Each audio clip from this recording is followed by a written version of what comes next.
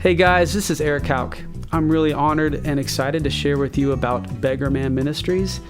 This is a transition home that we run in Wichita, Kansas, and the goal of our house is to provide a safe place for men to get back up.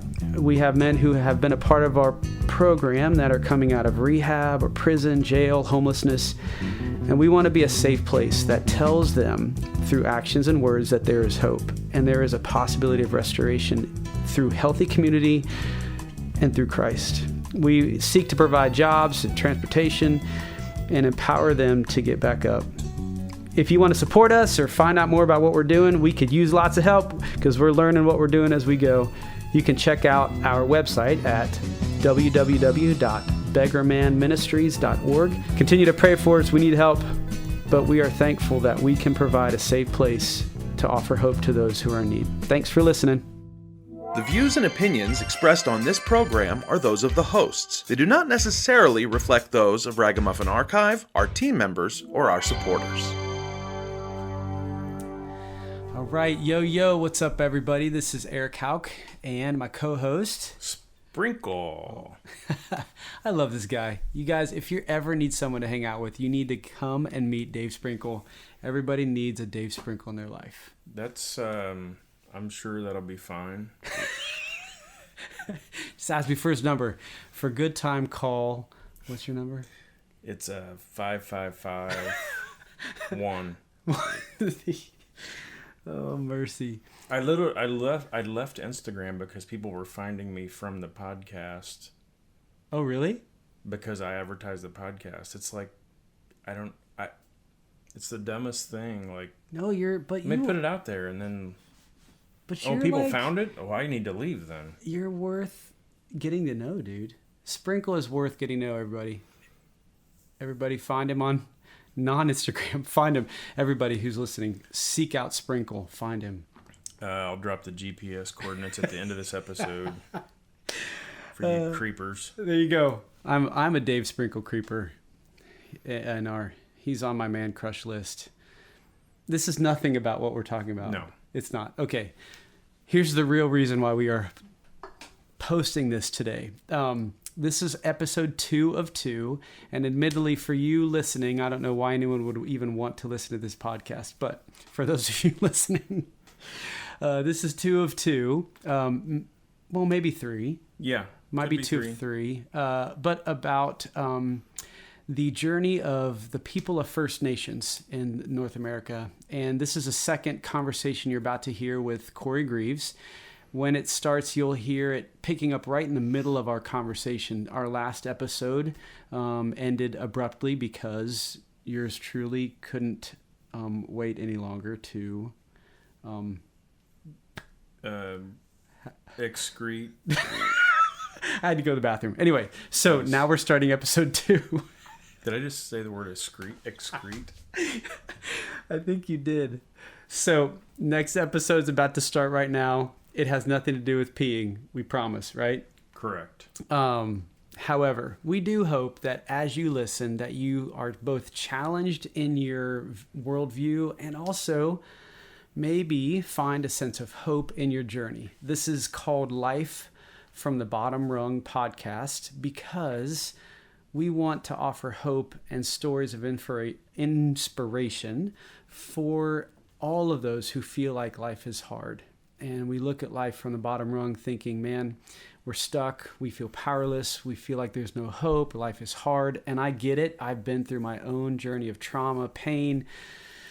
So has Sprinkle, right? Yes. And so we offer this podcast as a opportunity, hopefully, to communicate hope. So whatever you're going through, may you find hope.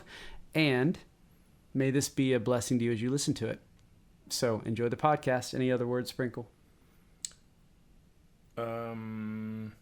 Sunflower. Okay. Well, with that, listen to and enjoy this podcast. Okay, so Corey, real quick, or maybe not real quick, however much time you need, my friend, because this is your... You don't ever tell an indigenous person however much time you need. Oh, yeah? Because we already run Indian time. Hey, I'm telling you how much time you need. We got all the time, man. I guess if people don't want to listen, then they can just turn us off. Oh, that's true. Yeah. But I want to give you space and time because I believe in you. I believe in what you share and what you're doing with Mending Wings. So could you take a few minutes and really explain to us and to the listeners the vision and purpose of Mending Wings organization? And I know you talked about the vision of what that was originally and the passion that you felt, but what's the nuts and bolts and how are you guys being a part of, are you creating change in this, some of the issues we've talked about? Mm-hmm. Yeah. Tell us. Yep. So helping our people to fly again. That's kind of our slogan, I guess you could say. Yeah. I always kind of wanted to thinking about changing it to helping our youth, because that's really, if we help our youth, we're helping our people. So it's all connected. Next generation, man.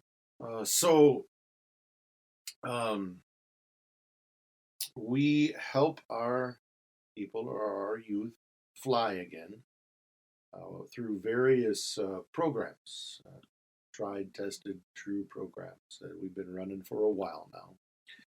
A lot of cultural revitalization and retention efforts that we do. So we have language classes. So we're trying to, kind of recapture our language, make sure it doesn't die for the next generation. That program has been super successful in terms of, we were part of these language knowledge bowl competitions that we had with other Ichishkan-speaking tribes, so Calvilles and Yakamas as person.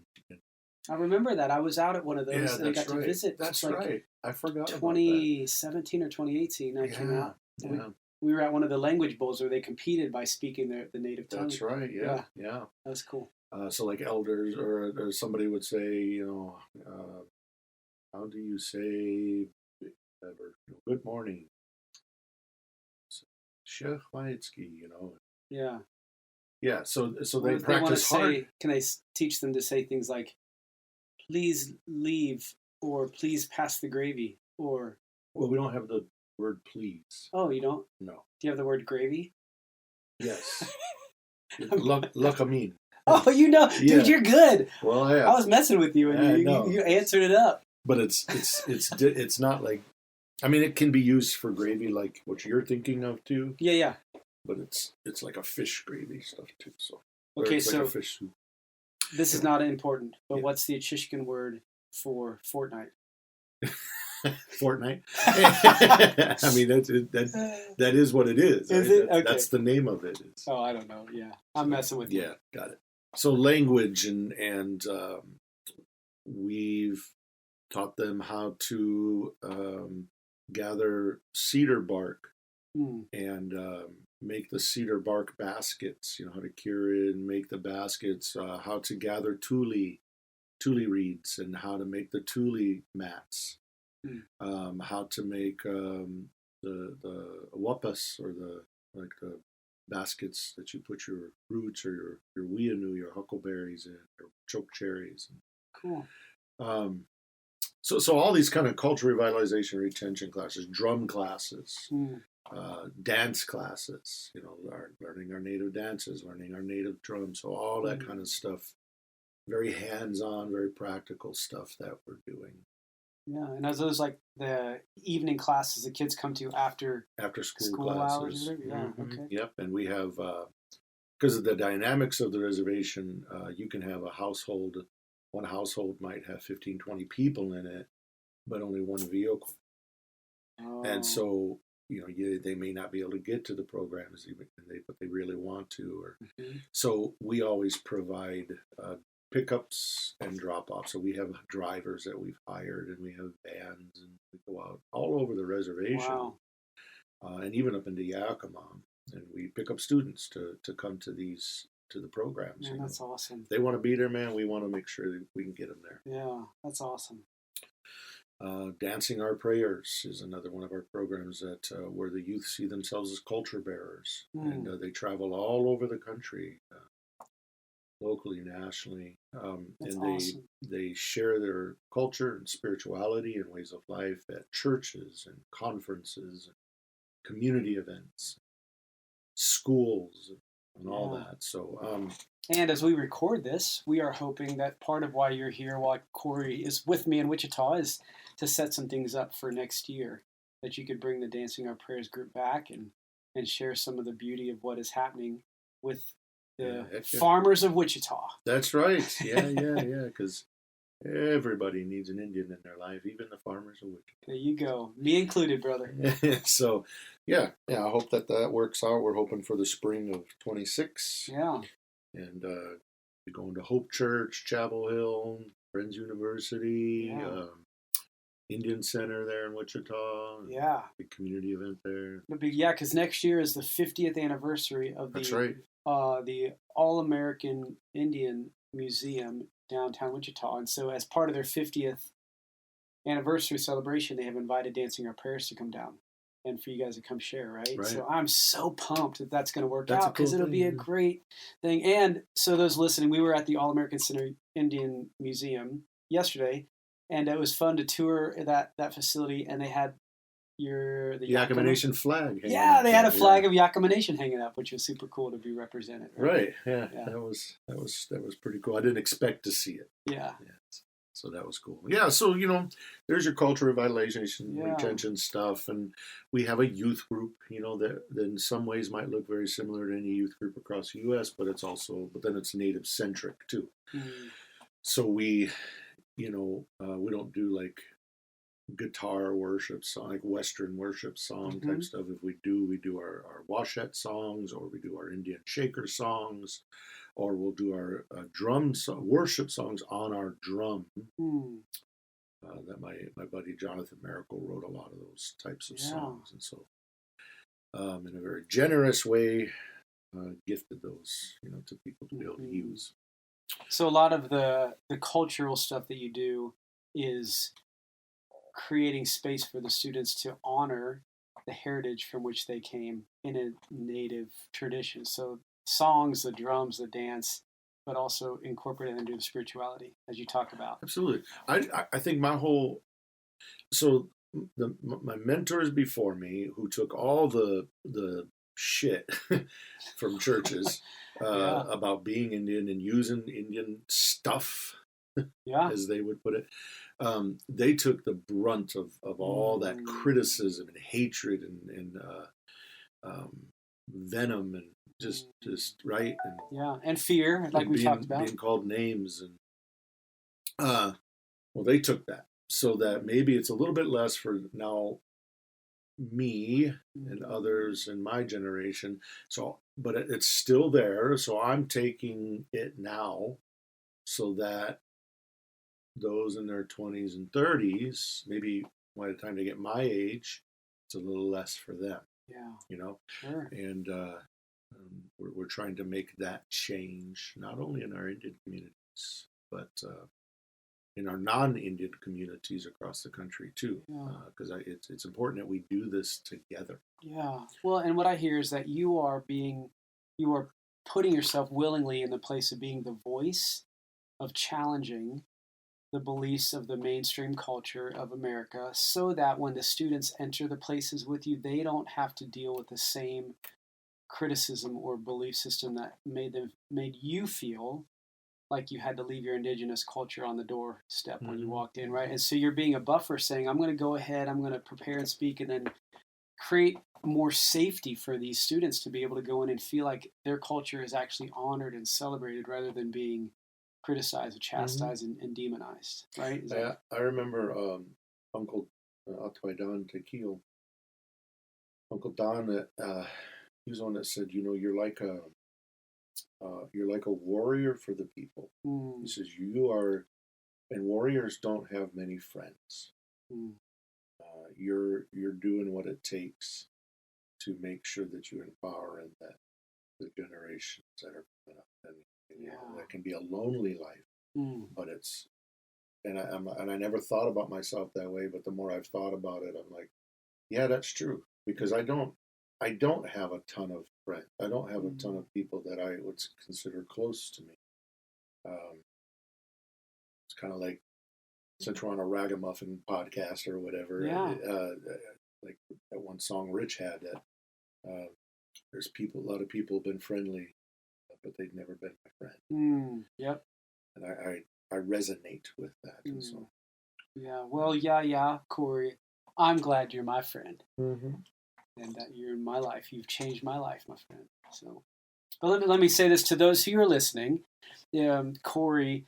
What I hear you is that one of the ways that we can support what Mending Wings is doing is to provide opportunities for you to share and to be that bridge builder, the advocate for the next generation by inviting you to speak, to share, for the students to dance. And so if you're listening to this podcast and something's stirring in you about being an agent for change or being one who can build a bridge with Corey to honor the native tradition and following the Jesus way and the Yakama tradition, then think about who in your church community or who in your life might be able to be an open door to invite them in to share and speak. And Corey's done that at a couple of the churches that I've been a part of in the last 10 years, and it's been beautiful. So I've seen that firsthand. The church that I was at in El Dorado, and you came and Corey spoke and took a service and had the whole church moving and dancing, and it was awesome. That was fun. Remember that? Mm-hmm. So I can speak on the value of what you bring and challenge those listening to think about the part you might be able to play in being an inviter for this ministry. And we've been in front of crowds of 10,000, and we've been in front of crowds of 10, and I'm not kidding about that. Yeah. About the groups, Yep. that gap. Yeah. So Cool. to us, it's always important because we want, kind of at the end of the day, after having been together, our hope and our prayer is we've tear down walls, we've built bridges, and we're better human beings because we were together. That's my hope and prayer is. Yeah. Awesome, dude. So besides being able to have you come in and share with Dancing Our Prayers, what's another arm of Mending Wings? This is a leading question when you hear it. What's another Segue, arm of yeah. Mending Wings where people can learn about what happens, that we can be a support that you have as part of Mending Wings? Is there anything like that going on you can share with us, Corey? Well, first I would say, why, yes, Eric. Yes. How's that for a leading question? Thank you for asking. That was so cheesy. Hey, man, I do cheesy really well. Well, first I would say, if your church or a conference or a community event would like to have a Dancing Our Prayers team come and be a part of that, you would go to mendingwings.net and you would find the section on Dancing Our Prayers and how to book us. And there's a young man named Dewey Bill. He grew up through Mending Wings, and he is in charge of that program. And you'll find all his information on the mendingwings.net website. Mendingwings.net. And they can also find really handsome pictures of Corey, my beautiful native friend, on the website. Is that true? That's right. Side views and front views, yes. Yeah. Now, he is taken, but he is quite an eye snack. So. Okay. Well, yeah. Okay. So anyway, I don't even know how to respond to that. Just let me have my second.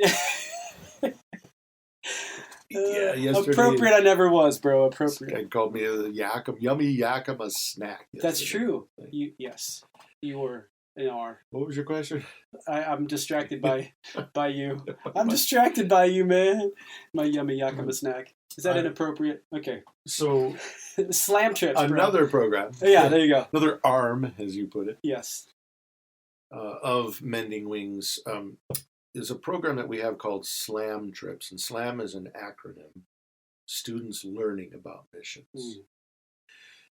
And the reason we even started this program is because we have been recipients of these short-term summer youth mission trips for a long time, where these groups come in and they paint houses, they clean up yards, they take their before they cleaned up pictures and their after we've cleaned up pictures, and they host a vacation Bible schools and their kids clubs, and they'll get kids to say the mantra that we call the Lord's Prayer, some magical words. The sinner's prayer of salvation. Magical words that all of a sudden, our entire reservation is probably Christian, if that's what it takes to be. And they probably do that 5 or 6 times every summer. Well, like 8 weeks every summer, right? So you have a group of 300-400 people that would descend on the reservation, and they would they teach their vacation Bible schools, and they get kids, quote unquote, saved. And then they take their before and after pictures. Then they would go home, they'd put together their PowerPoints and their slideshows, and they'd have their youth Sunday where they showed their PowerPoints and they said, look what we did. So it's a very me-centered type of compassion, right? And then week 2, another 300 would arrive, and they'd paint houses, and they'd get the same kids saved all over again, and then they'd go home. And then week 3, right? And so for 8 weeks during the summer. So as we just sat and watched that bullshit, the thing that put me over the edge was there. I'm not gonna name the organization, but there was an organization that was on our reservation. I don't even know how they got there. Nobody knew about them until I found them on the internet. Like, who is this, right? So they were hosting a kids club, and they had there was a couple of Indian girls that had shown up. They were, I don't know, man, 5, 6 years, 7 years old, somewhere in that range, and they were really dirty, man, messy. Like they had been playing in the dirt and having a blast, right? Just having a really good time. Yeah.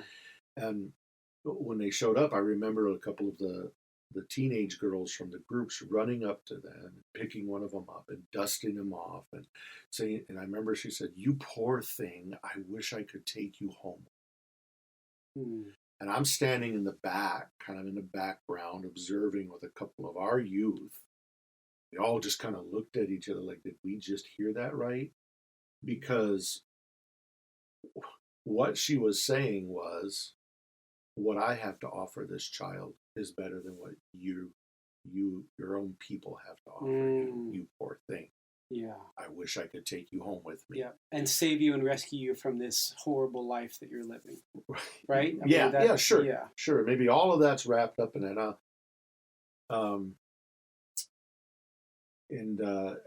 I think that's called ethnocentrism. I think there's a word for that.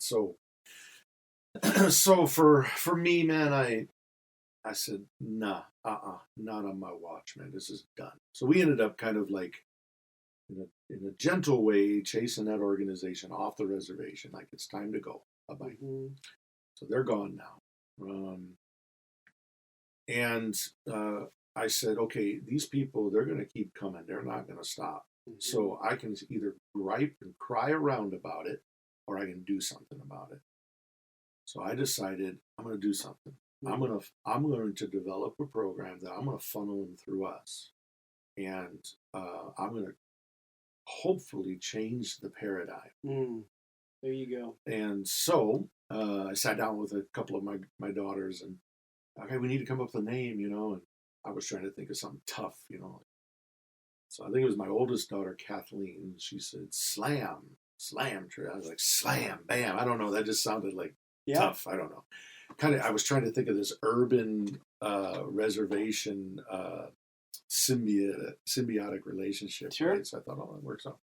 So I thought, Slam, students learning about missions. I thought, man, that's it. That's the ethos we wanted to create, was when groups come, they come as learners. Yeah. It's no longer top down, or we're coming to help you. But it's like they're coming in a humble way, first of all, being invited. They have to go to there. So we're not some outside youth missions organization who also didn't ask to be there, inviting other groups in. Yeah. We're like, it's born and bred there, right? Like, so it's native owned, operated, run. So we're just inviting groups into what we're doing all the time. Yeah. So we started Slam Trips. I remember the first year I had, I thought of it like in April, and I started marketing for it in May for it to begin in June. And not much time. Nope. And we brought in, I think, in that 2 months' time, 150 participants. Wow. Okay. Yeah. So I hustled, man. I was like turning every leaf and rock I could think of. And then, man, we've just grown. We've never shrunk. We've only grown since then. And so I guess I would extend an invitation to our listeners. Yeah. if they're willing to come as learners with their youth groups or their college age groups or their family groups or whatever. An invitation is being sent that you come to our reservation on a slam trip. Mm. And they can go to slamtrips.com. Oh, it's a different website. Yes. Okay. Slam trips. You can also there's also a link to it on the Mending Wings website. Are there also handsome pictures of you on slamtrips.com? Probably not. Ah. I hope not, because it's not about me. No. You need to put handsome pictures of you on slamtrips.com. I don't, though. You would be right, except you're not. So, yeah, so slamtrips.com, and you can register. Everything's kind of digital. It's all online, because I have younger staff who are bringing me into the 21st century. Nice. Yep. And a guy named Darren Begay runs that program. So Cool. That's great. So you have the Dancing Our Prayers, you have the ongoing year-round cultural revitalization, you have slam trips for people coming in to learn. And I know during those slam trips, those are highly powerful experiences for people coming from outside of the Yakama Reservation to experience the culture, the beliefs, the way of life. And they get to see some dances. You take them around and show them. basically, they come for a week at a time, arrive on a Sunday, and they go home on a Friday. Okay. And we do a lot of cultural immersion. We do a lot of teaching and kind of, again, just deconstructing Western missiological practices, and then but also reconstructing a more indigenous paradigm that they can carry with them really anywhere that they might go around the world. Yeah. Because it teaches humbleness, and it teaches respect, and it teaches honor, and it teaches co-equal participation. So all of that. So yeah, so a week at a time. I think it's $450 per person for that week-long immersion. And in that $450, that covers their lodging, all their food, all their cultural activities. Basically, you just get there and we take care of you from there. It also offers awareness, and that's something that's been huge for me. Is the awareness of how you view the world, Corey, and the awareness of what has happened and the ways and the awareness of how to get involved or how we can help, right? So raising that awareness and opening eyes and saying, hey, for just a few days while you're with us, let us show you what life looks like and what faith, like you said, sounds like, feels like, smells like, looks like, and that's the opening our eyes to the awareness of what others are doing and how they follow the Jesus way, as you call it, is a really life-changing opportunity that has changed my life. And I'm so excited to be able to have you on the podcast for people to hear your heart and what you do, because it's been transformative, not only for me, but others that I know of. Mm-hmm. And even to the point where I remember bringing our oldest son, Kian, with me, because I wanted him to experience that. And we got to go around with you for the week and kind of had our own personal slam trip for the week. That's right. We didn't even charge you. That's right. That's right, man. Yeah, no, it's true, man, because we all only know what we know. Nothing more, nothing less. And so like we had talked about earlier in this podcast, we're probably not even on most of your thoughts. And this is probably, I'm going to step out on a limb and say that. Yeah. I think I'm safe to say that. So you don't even know to think of it. Yeah. You don't even realize that there needs to be conciliation between the church and Native America. Again, we live in it, so we know that it needs to happen. You have the privilege of not being able to have to live in it. Yeah, that's right. So awareness is a good word. Yeah. And we stay away from the word experience.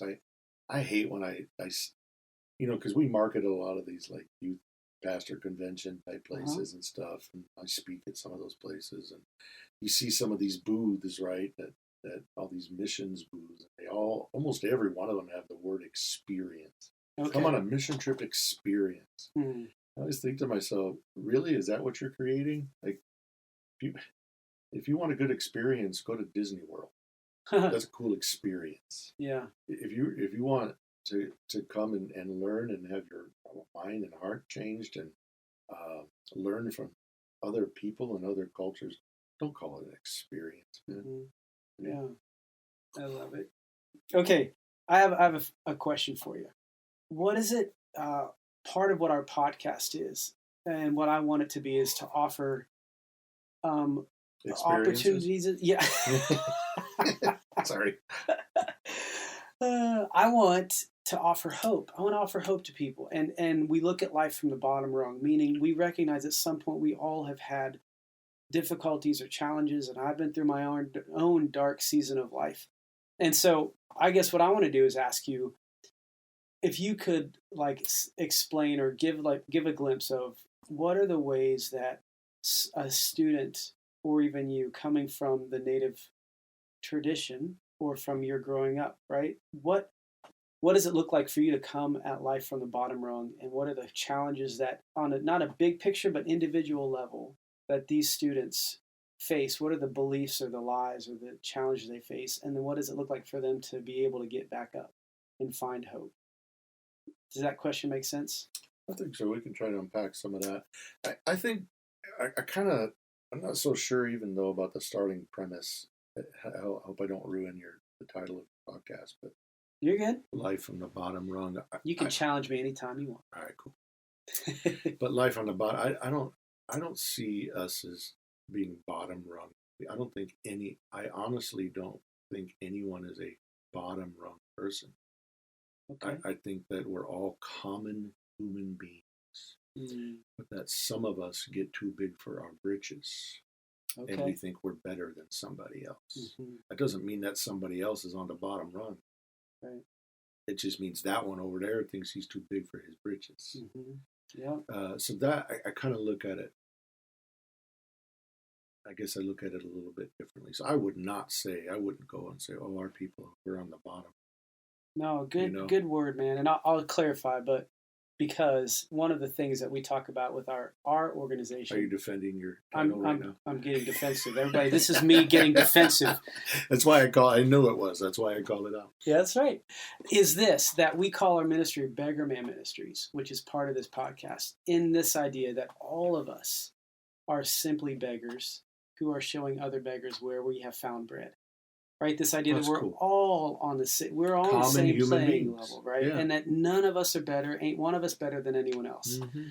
And what happens is if we start looking at life from the vantage point of, dude, I've already got my shit together and I'm good, right? I don't need help. I don't need this. Those are the too big for their britches. Too big for britches. Then we fail to understand that everyone's going through a battle of some kind, and we're all the same. And so looking at life from the bottom rung, kind of like the scripture where Jesus says, it'd be better for the dude that beats his chest and go, man, Lord, I'm not worthy. I'm screwed up and I need help. Rather than the one that's like, thank you, God, that I'm not like all those lowlifes over there, And so recognizing that we're the ones, I would rather be with those who recognize our daily need for help, our daily need to know that we're all the same. We're all just beggars who are given the gift of life. Then to be with all the super pious people. No, exactly. I don't mind being with pious people either, but I'm not sure exactly what that word means, but I do hope that I just defended the name of my podcast. Okay, did I defend it? Well, because will you still love me? Are we still friends? That's what's important. Exactly. No, because I agree with you, and you're right. I in no way was insinuating that your people or the students were from the bottom rung, but it was more the idea of how do they find hope in the midst of. It wasn't I feel so offended thing. Well, would you get off my back then? Yeah, all right, man. Just calm yourself. We need if anyone listening knows a good marriage therapist, Corey and I could use some sessions right now. What I hear you saying is you don't love me anymore. And how does that make you feel? How does that go with that? So no, but I think this is good friendship. This is good dialogue between adopted brothers to family of Christ, where we can sit and disagree, we can argue, we can cuss with each other, but we come back week after week and we stay in the conversation because we love each other. Yeah, we don't have to agree with each other on everything. Yeah. I just tired of people running away when the conversation gets too hard. Yeah, for sure, man. Or just assuming that they're right and they don't have to listen. Sure, you just smile and nod. Well, I know I'm right. Mm-hmm. That was good. Smile and nod. Mm-hmm. No, so, but tell me, Corey, what does it look like for you? Maybe I'll rephrase the question. How about that? How do you show value and love and safety to the students that are part of the Mending Wings organization? Like, what does that look like for you? I mean, it's real. I think simply we have kids come as they are, and I mean, they can't just come and run crazy and sell drugs and stuff. Well, just be who you are, you know. Right. But you know, none of us perfect, and so I think that's a piece of it is just to be you are loved and accepted where you're at right now. Come here. Yeah. Let's hang out, right?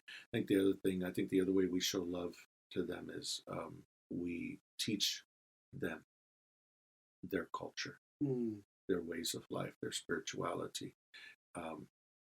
If I didn't, I don't know if I'd really be loving them very much. And believe me, Eric, it is exhausting. It's exhausting for me to say the same stuff over and over and over again. I get so sick of hearing myself. But I have to remember, it's not about me or what I'm feeling. It's all about our youth and our people. Well, and for the sake of you being overly exhausted, what are the things, the mantras that you keep saying again and again and again that you feel like they need to hear? I think this whole podcast has been that. Oh, that's been, okay. I really do. You even mentioned it earlier. Like I've heard you say kind of the same thing over for years, and the like a broken record. You say. The broken record. The vision hasn't changed. The mission hasn't changed, and that's the absolute truth. That how long we've been? Like I said, I've been doing this 35 years. Mending Wings has been in existence since 2006. So I don't know, what is that, 20? That's a lot of broken records. Yeah. So, but it's never changed, of course. So why would I change it? Yeah. I remember when I was in the Fundamentalist Academy as a kid, they would always have these, they call them revivals or something like that, which I always thought was interesting. They'd put these big flyers, these big banners outside, and revival this week. And I always thought, how do you know? Yeah. Spirit's going to show up because you put a banner outside that said there's a revival? Yeah. I just always thought that was ridiculous. Anyway, I'm getting off on my high horse. No. Spirit shows up and then after he shows up, then go ahead and put there's a revival going on. We didn't even know. It's true. But I remember this one pastor came. So this is a fundamentalist academy, right? So these are like these fire and brimstone type preachers, where they have big black Bibles like this big, and they're jumping over the pews and yelling and screaming. And that's what I grew up with. Right? Yeah.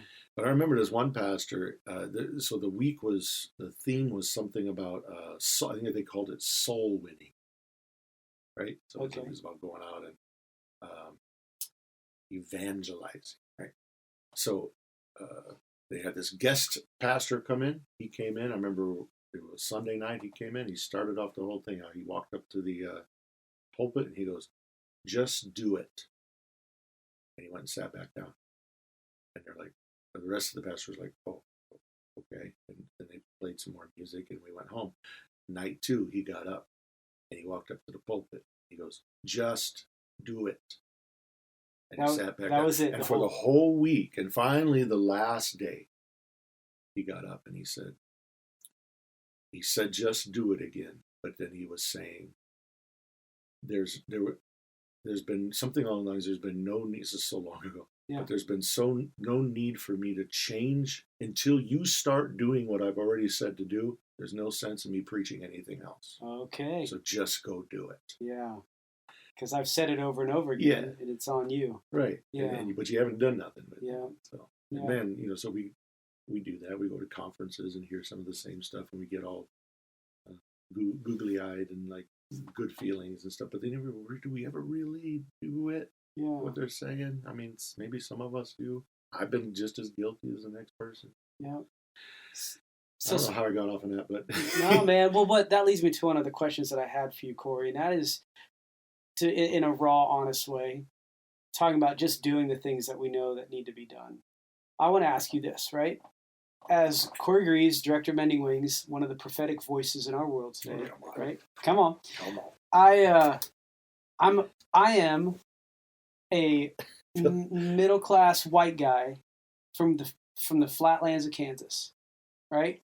With the weird long goatee. And so what can I do?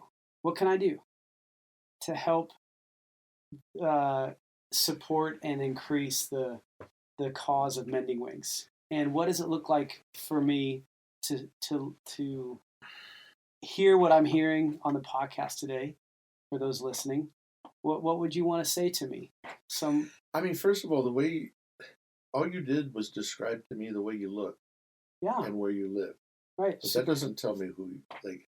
So I guess that's not what I see when you don't like my question. Yeah, pretty much. Okay. Well, but I understand what you're asking. Okay, yeah. So reframe the question in a way that makes sense, and then answer. In my little pea brain. No, because I you know what am I really asking? I understand what you're asking. I think I do. I think you're just asking, what can us as non-native folks do? Ooh, that's a good question. To how would I say, like, be a part of the healing. Be on the journey of healing, because we need to heal too. Yeah. There you go. How can we as non-native, we meaning me and others who are non-native, with weird goatees and on the flatlands of Kansas. Yes, weird flatlanders that drive beat up pickup trucks. Yes. How can we be part of the healing process and healing journey? Like what? Yeah. I think first of all, you have to understand that you need healing too. That it is together as many folks think they are. They have everything together. You're really not as together as you think you are. You just live in a kind of maybe a tiny little world. When you have a little tiny world that you control, it's easier to have it all together, or at least look like. Yeah. But the world's much bigger than the little worlds that we create for ourselves. Okay. And so I think that if we could all of us recognize the need to heal together, because your children and our children, they were once two separate rivers, but they've come together. And for better or for worse, the Indian affects the white for better or for worse, and the white affects the Indian for better or for worse. Where our worlds are now connected. You're not going back to the homelands of you guys are, even though you're descendants of the tribes of Europe, you're not going back to your Germanic peoples, your Russian peoples, your Irish peoples, or whatever. Mm-hmm. You're here. And now we have to share this land together. We have to share these resources together. There's one sky above all of us. There's one creator. And so how do we heal and walk together and journey together now? We can look back at these set of footprints that our people groups have made together in each other's lives and go, let's never walk that way again. Let's walk together. And part of that is, like, I'm going to speak for, maybe, again, I'm one human being. I don't speak for all Indian people. Right. I'm not a tribal chairman or a chief, or, so that's important to understand. Sure. But I probably have a better grasp on Indian, realities than your listeners might. Yeah. We have some of our own prejudices and hatreds and bitterness and things that we have to deal with, that we have to get rid of. Yeah. Because as my mom would say, that stuff is a cancer that we hold on to, and it slowly will eat us from the inside out. Wow. We can't stay bitter toward our white brothers and sisters. We just can't, or it's going to kill us. Mm-hmm. And in the same way, our white brothers and sisters have a lot of their own shit they got to work out. Arrogance, pride, dominance, fear, maybe, sure. So you would know better than white male authoritarianism, colonial. I feel like I'm spending more time with you guys with our junk, but we all got. In other words, we all got absolutely. Our junk, right? No, so how do we walk together and help each other to become better human beings? And I think when we have a commonality in Yeshua, and understanding we have one creator. Yeah. And we call him different names, but he's the same creator. Yeah. There isn't more than one. Yeah. Then I think we can begin to heal together. I know these are kind of, they feel like the abstract concepts. No, or thoughts, no, but no. What's coming to mind as you speak, which is good for me, man, is the idea that any idea sounds good until you flesh it out by becoming a friend, right? Until it becomes personal, it's just ideas. And so much of what has happened in my life is that you and I, Corey, have become friends, and that has changed my life. we've moved from abstract to concrete. Right. Yeah. And so the ideas of knowing that we come from two different journeys, but we have, God the Creator has brought us together. It has changed my life and made me reevaluate the things that I believed, the things that I grew up with, the prejudices that I carried, the guilt and shame that I came through and from, and understanding the value of your voice and your culture, and also the challenges and the things that you came from, right? And so the friendship has changed me. And that it's really easy to generalize, but when it becomes a one-on-one friendship, that changes. You know what I mean? Mm-hmm. And often the other thought that comes to mind and I know I asked you the question, but I think one of the problems is that as a Western church, we see natives, I'm speaking really generally again, but oftentimes, when I say you, I mean native people, become like projects, like, oh, we need to go help them, rescue them, save them. And rather than what I think needs a shift when I'm answering my own question, or actually you asked it better, but what can we do? And that is to stop this idea of we need to rescue them, right? You're a project, right? But to say, no, I need to listen to Corey. I need to learn to value and understand the culture of Dewey and Corey and Darren and Peanut and Aiden and all the students that I've met through Mending Wings and Juanita and Gina, and say, man, the best thing I can do is to learn and listen from you. And then doing so, then show you the value that you deserve to have your voice be heard, and allow myself to possibly influence and be changed by learning and listening, you know? And so oftentimes we see other people of other cultures or other faiths as projects to change or projects to save. You know what I mean? Mm-hmm. And so for those of you listening, I think one of the gifts that I've been given is the gift of being a friend, that Corey, that you put up with me, but I've gotten to learn from you and listen and have you challenge me, you know, and that's shifted my paradigm. And I think that's oftentimes what's missing, which is what I love about the model of learning about missions and coming with a humble posture. I think I can say that we've learned from each other. Yeah. What have you learned from me, Corey? Well, I learned how to speak more appropriately in really? context. Most people don't learn appropriateness from me. That's not one of my gifts. Well, it's much like our Coyote stories. You watch Coyote do the really bad mess ups, and you be the trickster, and from those stories, you learn what not to do. Oh, so I'm your Coyote. Yes, you are my spilly eye. Yes, you are.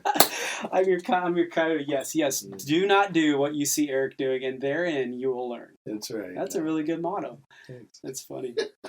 And speaking of the Coyote, what was your Indian name? Is Kush? Quash. Kush. Okay, yeah. And that is a blue heron. I learned. Yes. That's cool. Okay. And I was given that name because of the work with the youth, because I had been in it so long, and they said, you're like, and most people, they don't last this long in youth ministry, right? They say the average lifespan, if you will, of a youth pastor is like a year or something like that, 1 to 3 years. But they said, like Quash, if you ever watch a Quash, they're immovable. They'll be in that little spot of water for a long time. But when they do strike for a fish, they always come up with one. And so that's why I was given that name, is because you're immovable, Corey. You have been working with you haven't moved. You've been the same, and you've been with these youth. And but you do make moves. There's positive things. Yeah. So that's why I was given that name, Quash. I love it. And I've seen that. And you are now seeing the next generation of students who are children of your students. So you're seeing students in your youth group and in Mending Wings whose parents were also middle school Yep. and high school students coming through Mending Wings, Oh, and now it's they're sending their kids, right? freaking awesome to see that stuff. Yeah, Yes. and so you've been around long enough, and as you said earlier, And even some of them that are maybe 18 or 19 now, even some of them are having kids now. yeah. So it's almost like this third generation Oh my is on their goodness, way. yeah, yeah. So yeah, it's super cool. I love this. You have built a legacy, which is a beautiful thing, man. I'm so proud of you, and honored to be your friend and to see what you're doing. So, a couple things before we're done. One question I have, and then any final comments. But my question is, can you name what are some of the beautiful things that you've seen? Because we've named a lot of the challenges and a lot of the difficulties and the realities that are still ongoing, and it's real, it's palatable. But what are some beautiful things as we finish? Like what are some things you've seen that Sure. you'd like to name? Some of this might seem real simple, man, but I just think about last Wednesday, for instance, at our midweek program youth group, right? Uh-huh. They call it 4-1 youth group, and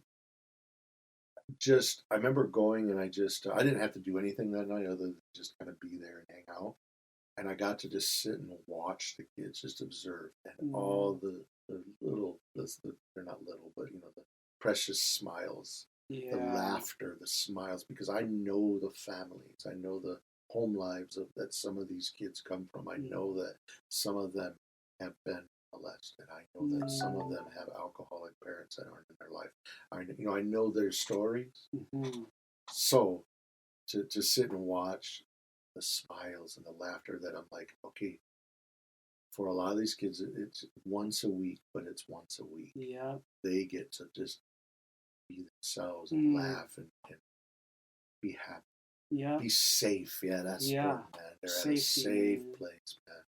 So that's a most recent thing. I clearly remember that because it was just last week, Which is, I assume, those moments where you experience that and you look back at all the years of exhaustion and pain and headache and you go, Yeah. this is why I do it. This This is is why, man. right? I This have is to why. have those little Yeah. things like that I can reach back and touch and go, Yeah. this is it. Yeah. This is why you're doing this. This is worth it. Because This it is worth sure as hell ain't the money. it. And so, I mean, that's, if I'm just looking for one, right, it's the Yeah. most recent thing that I just thought of. Yeah. And then I've been here. So Yeah. haven't seen anything since. Yeah. Yeah.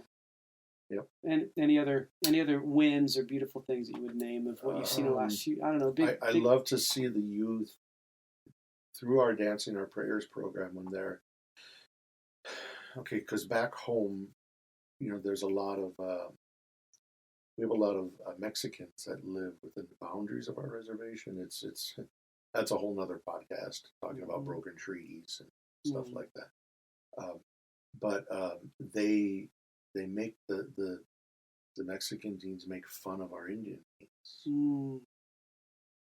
And so there's two stories I bring out of that. One is I remember that one time a couple of our young ladies, our high school girls, they were on the bus, and a lot of the Mexican kids were speaking Spanish and laughing, and our Indian girls felt like they were kind of talking about them, and so they were in our language program and were really good learners. They were learning the language, and so they said, you know what?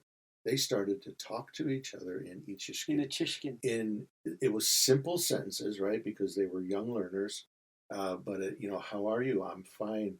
Are you feeling sick? No, I'm feeling pretty good right now. Just simple conversation, and they're talking back and forth like this on the bus. And one of the Mexican boys turned around to the girls and said, what are you speaking? That ain't Spanish. And they go, I know. That's our language. That's Ichishkin. That's Yakama. And they said, Yakama? Yeah, you're on the Yakama Reservation, our land. They're like, what? And they were really interested. And so the girls had this opportunity to share with all these Mexican kids on the bus who they were, where these Mexican kids were living, and what the language was all about. And man, did it empower them. That's they were awesome. just super empowered. And so then it was another thing that I go, we're doing something right. Yeah. We're doing something good. Yeah. And then I think the third thing, if I just pulled out one more out of a hat, it would just be in our dancing, our prayers, when our kids travel around the country and they share Christ and culture, when they go into these churches and they carry themselves in a proud way, not an arrogant pride, but a good, proud way, being proud of who Creator made them to be, recognizing themselves as culture bearers. Like, I am carrying this for the generation to after me. Because we always think in a kind of a cyclical way of thinking of the 7 generations, right? Yeah. The 3 that have come before me, my generation today, and then the 3 that come after me. We always think of that. So they're thinking of the 3 that have come before them, that they've inherited this culture from. Yeah. And I'm going to carry this and do my ancestors proud so that the 3 that are coming after me, they're going to be able to look back and say, now we can carry it, right? Yeah. So they see themselves as kind of part of this bigger picture. Yeah. Whereas I think in American culture, it seems to be more about it's almost like you live in a little vacuum where it's just about me, and you don't think about the generations to come or the generations before me. Sure. Right? Yeah. I didn't do that. It wasn't my fault, Sure. So those are kind of 3 things I think I look at and I go, yeah, man, I love it. Those are awesome. Yep, I love it, brother. That's just off the top of my head. Yep, and I'm sure there's plenty more if we have more time. So, Corey, what do you see as next for you then, as you look at the next few years of your ministry, Mending Wings, and you? I know you talked about writing a book. Is that right? Am I allowed to say that? I have talked about that for a couple of years now. Yeah. I mean, I know if we're talking about a book, I got a great title, I think, Drive-By Missions, You're Killing Us. I want to talk about the short-term mission trips and the destruction in that current model and how it's destructive, really, and maybe talk about a better way. Yeah. And what can the church learn from the indigenous or host people of this land? We have a theology of place and a theology of belonging on this land that no other people group have. You can't have it. Your roots, they don't go very deep yet. You haven't been here that long. It's funny. I kind of like you. We were talking about the farmers earlier, and I kind of giggle a little bit when farmers. Well, this farm's been in my family for 3 generations, and I just kind of laugh, giggle inside because I'm like, oh, so you're a noob.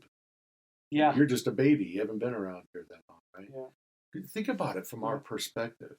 3 generations, and we've been here since time immemorial. Like, you know what I mean? Like, so your roots, they don't go very deep, and the winds of change and time, they can destroy you.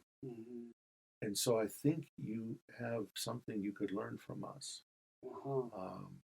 If we could just quit being the perpetual mission field, needy recipient. Amen. All that kind of stuff. So. Yes. And to be able to empower the voice of the people of the First Nations, empower that voice to be heard and recognized and honored and listened to. And man. Okay, so Corey, we are drawing near the close, and then you and I get to go get dinner. And I'm creeping ever so closer to retirement. Corey is creeping ever so closer to retirement. I'm hoping like 5 years. I want to retire when I'm 60 so I can actually not be bent over and crippled and enjoy my grandchildren and all that. So, 5 years to retirement. Yep. And I know my board's already starting to dialogue about succession plans, and I just feel like I remember before my mentor, right around 2 weeks before he passed away, the last conversations that him and I had, he said, Corey, when I die, so dies Wachoni, which was his organization. And it was a prophetic word because it's gone now. When he passed, it only lasted a couple years and it was gone. And I told him, I said, I don't want that to be the case with Mending Wings. And I remember him saying, then you better start doing something about it right now. And so it lit a fire under me to where I became very intentional about pouring into those who were coming after me. Yeah. So now I think we're in a good place right now. We have people who have grown up through Mending Wings, younger generations who are in places of leadership now, and then we have still some older ones too. And I feel like I feel like if I had to retire tomorrow, and there was a good succession plan in place, I feel like Mending Wings would be good. Yeah, that's good. And so, for those of you listening, Corey is still available, though, to come speak and share if you have an interest in that. And also consider how, as you're listening, how you might be stirred to be listening, to learning, to consider what thoughts you might have or preconceived ideas that are being challenged by Corey and his ministry. So this was a long podcast. I know, dude. It's super long. I know, man. You either got to do 2 of them or cut half of it out. We'll probably come back and split it up. Yeah. So yeah. Well, Corey, any last words, brother, to the folks listening? To the folks listening, thank you for just taking the time to hang out with us over these next couple times or whatever, and just listening to what a little pea brain engine has to say. Nah, no way. And thanks to you, Eric, for inviting me to be on this podcast. Absolutely, brother. As you say in Achishtian, Atawishamash, which is I love you. And then I can also say Kwatlanushamash, which is the way of saying thank you, but it means I am happy. That's correct. Right? We don't have a word for thank you. Yeah. So I'm saying to Corey and Achishkin thank you, which is in so many words, Kwatlanushamash. Yeah. Right? Yeah. And for those of you listening, thank you for listening to this whole way through if you're still with us. And if you want to support Mending Wings as an organization, you can go to mendingwings.net. You can support them financially. You can support them in prayer. You can sign up for the newsletter and mailing list to find out where they're at. You can invite Corey to come speak. You can invite Dancing Our Prayers to come share Christ in culture through dancing and drums and worship time. You can also visit with the Slam Trip. So it's a life-changing ministry that needs to be listened to and valued in our world today. So consider how you might be getting involved. And until next time, thanks for tuning in to our podcast, Life from the Bottom Rung. Corey, once again, thank you. All right, man. Yeah. All right. Creator bless these lives. Amen. Thank you.